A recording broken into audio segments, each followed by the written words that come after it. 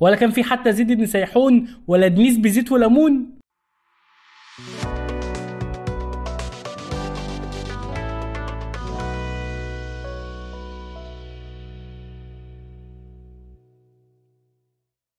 اهلا بيكم ورمضان كريم عليكم ان شاء الله. احنا خلاص بنودع الشهر الكريم يا شباب، استغلوا فرصه في الدعاء لاخواتنا بالثبات والصبر.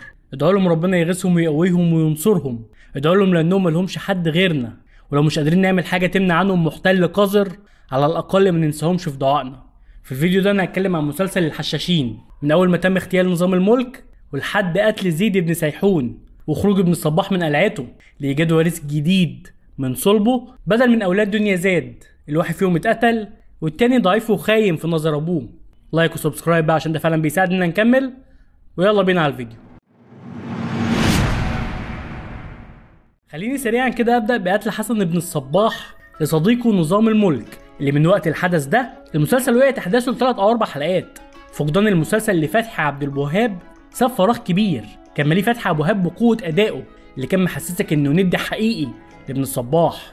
وقعت كام حلقه في المسلسل بعد الحدث ده في المط والتطويل والملل، واعتقد اننا كلنا حسينا بده، خصوصا بعد حلقات كانت مليانه بالمعارك والعنف والتخطيط. دي كانت سلبيه حقيقيه حصلت وحسيناها واحنا بنتفرج، ولكن اشوف ناس من متصيدين الاخطاء بقى عمالين يتخانقوا في نقطه قتل حسن بن الصباح لابنه. في الحقيقه هل ده صح ولا غلط؟ هل هو كده طبق الشرع ولا هو في الاصل كافر؟ ما تجننوني.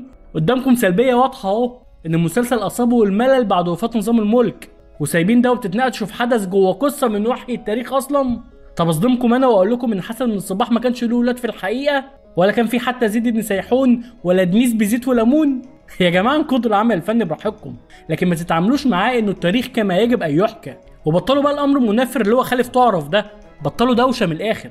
المسلسل ده من افضل مسلسلات رمضان ومن افضل الاعمال المستوحاه من التاريخ. الاخراج ممتاز والكتابه عبقريه وان اصابها بعض الخطا، وتصميم المعارك والسي جي اي المستخدم في المسلسل فعلا معمول حلو جدا، وحاطط المسلسل ده في حته جديده لوحده. احنا قدام عمل هيغير شكل الصناعه دي عندنا في مصر. المسلسل عباره عن نقله حقيقيه للمسلسلات المصريه، وبيورينا مدى التطور اللي قدرنا نوصل له في شكل الصوره الجديد كليا علينا في مشاهدتنا لاي عمل مصري قبل كده. اما بقى نقطه اللهجه اللي عليها لغط كتير دي، هقول لكم راي احد ابطال العمل عن النقطه دي خصيصا، واللي اتفق معاه في الراي بتاعه تماما، والفنان ده هو كريم عبد العزيز نفسه، اللي اكد في حوار اخير له انه طبيعي ان جدا كل دوله تعمل اعمالها بلغه شعبها، وطبيعي جدا اننا نعمل اعمالنا بلهجتنا المعروفه والسهله على كل شخص في الوطن العربي. فنان واعي ومثقف يا كريم، قوه ناعمه حقيقيه. وبعد كل الجدل اللي ملوش لازمه حوالين اللهجه المصريه واللغه العربيه، بيحقق المسلسل المصري الحشاشين نجاح عالمي غير مسبوق، وبيتعرض ويترجم في كذا دوله واحنا لسه هنا بنتخانق. نقطة كمان مني بقى أنا بخصوص اللهجة المصرية هي لهجتنا كمصريين اللي بنعتز ونفتخر بيها، ومحدش هيفرض علينا نعمل إيه وإزاي. التركي لما بيعمل عمل مهما كان بقى تاريخي ولا لأ بيعمله تركي، والأمثلة كتير وباختلاف البلاد. هتقول بقى ما أنت عربي وهتقدمه بالعربي، أقولك إن اللهجة العربية الدارجة في بلدي هي اللهجة العامية. هتيجي سيادتك بقى تجبرني على الفصحى ليه؟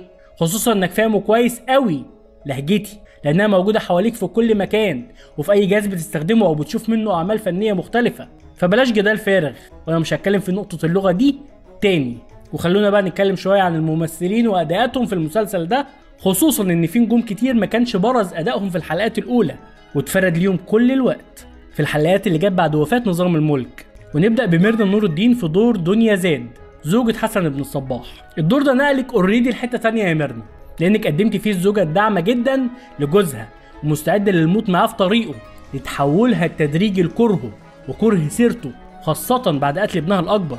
مشهدها وهي بتصرخ وتعيط وابنها مقتول في حضنها على ايد جوزها حسن بن الصباح، مشهد خلاني مصدق بقوه انها اتحولت تماما ضد جوزها.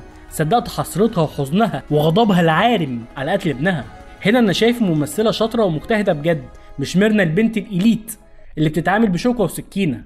ولو هي شاطره بجد بقى، من بعد الدور ده لازم تختاري بجد ادوارك اللي هتعمليها بعد كده، بما انك قادره على تجسيد شخصيه زي دنيا زاد بحجم الصراعات اللي بتتعرض لها، وكوني اصدقها منك، فده يقول ان عندك كتير.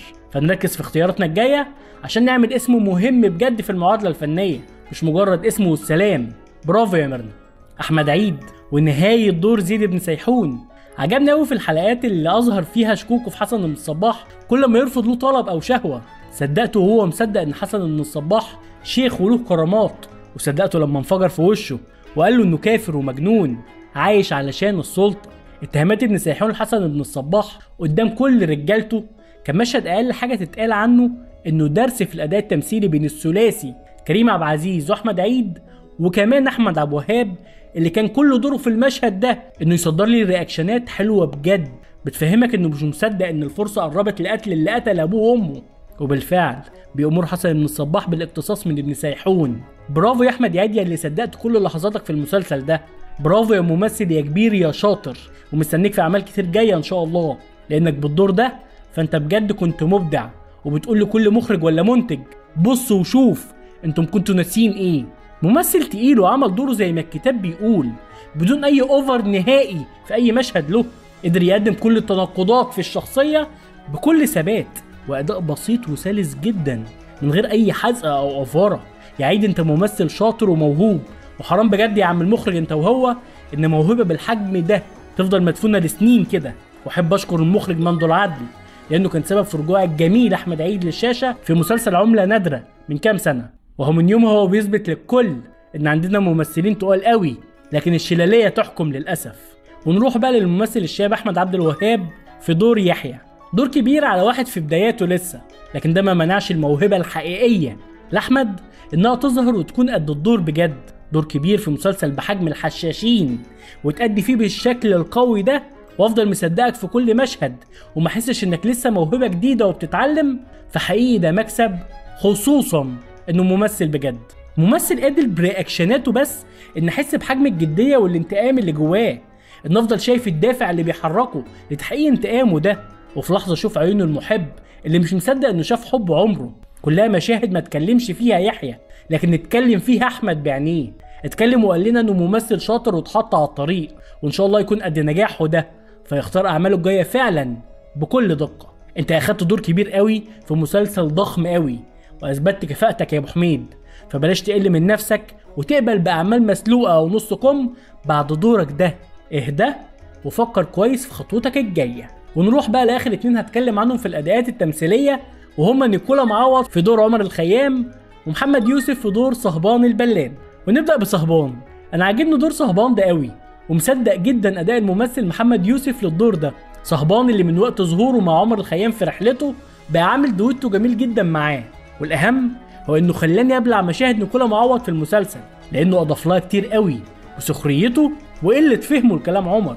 ده غير انه في مشاهد كتير كان صهبان هو الحكيم بجد وصوت العقل بالنسبه لعمر بكلامه. مشاهد من اجمل ما يكون في كتابتها زي حوارهم في الحلقه 22 من المسلسل ده حوار مكتوب بحرفيه عاليه بجد يا جماعه، وعارف تتقبل فيه كل كلام عمر الخيام باداء بارد من نيكولا معوض.